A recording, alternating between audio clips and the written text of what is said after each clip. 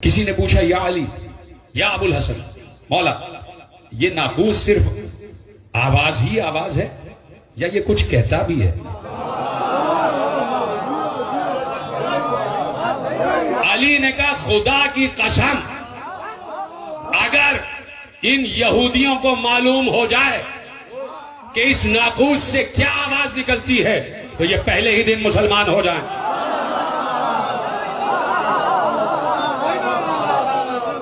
کہ اگر ان یہودیوں کو معلوم ہو جائے یہ ناقوس کہتا کیا ہے تو یہ کلمہ پڑھ لیں، یہ کلمہ پڑھ لیں۔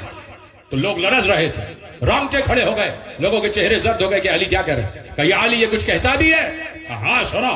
اب علی نے بالبدی بتایا یہ ناقوس کہتا کیا ہے۔ کہا سنو، یہ کہتا ہے سبحان اللہ حقا حقا۔ علی کے جملے خاموش نہ سننا۔ سبحان اللہ حقا حقا ان المولا صمد یبقا یعلم انا رجبا رفقا لولا حلمه كنا نشقا یا مولانا لا تهلكنا وتداركنا واستخدمنا واستغلتنا واستخففنا یا ابن الدنیا مہلا مہلا یا ابن الدنیا دقا دقا یا ابن الدنیا قرنا قرنا یا ابن الدنیا وزنا وزنا یا ذا منزا کمزا ہازا لسنا نرجو ننجو نقشا سبحان اللہ حقا حقا۔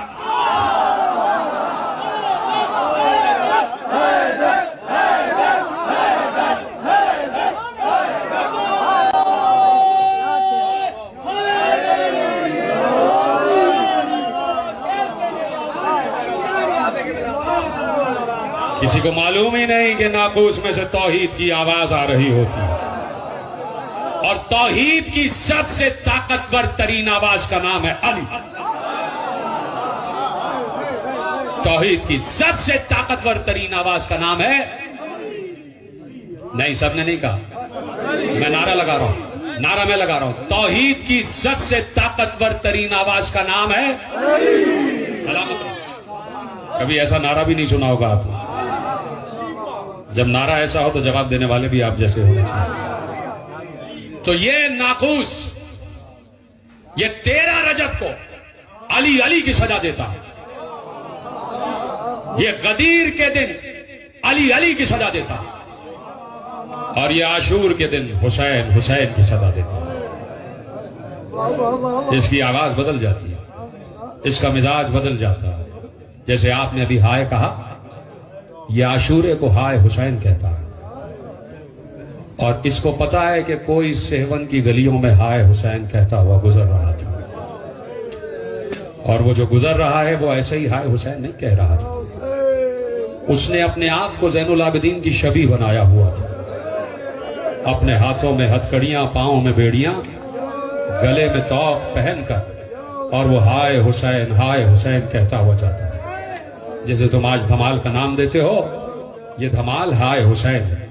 دھمال کرو اور تمہیں حسین یاد نہ ہو تو وہ دھمال نہیں، اس لیے کہ چلتا تھا زمین پر ایسے ایسے، اور جب لڑکھڑاتا تھا، چونکہ طوق جیسے ہم پہنتے ہیں ویسا طوق نہیں تھا جو طوق زین العابدین کو پہنایا گیا تھا۔ معلوم ہے کیسا تھا؟ ہاتھ ایسے ہی رہتے تھے، اس لیے کہ پورا لکڑی کا طوق ایک ایسے تھا اور ایک ایسے تھا، پورا لکڑی ایسے باندھی ہوئی تھی، تو میرے مولا کے ہاتھ ایسے رہتے تھے۔ یہ جملہ رونے کے لیے کافی تھا۔ میں اگر زمین پہ بیٹھا ہوتا تمہاری جگہ تو میں پیٹ پیٹ کر رو رہا ہوتا۔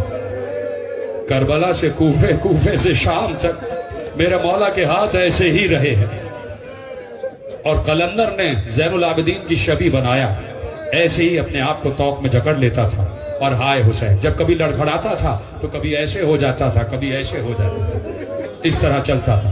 ہائے حسین کہتا ہوا میرا دل کہتا ہے کہ میں تو کتاب سے پڑھ کے کربلا بیان کر رہا ہوں، قلندر کربلا کو دیکھ کر ہائے حسین کہہ رہا ہے،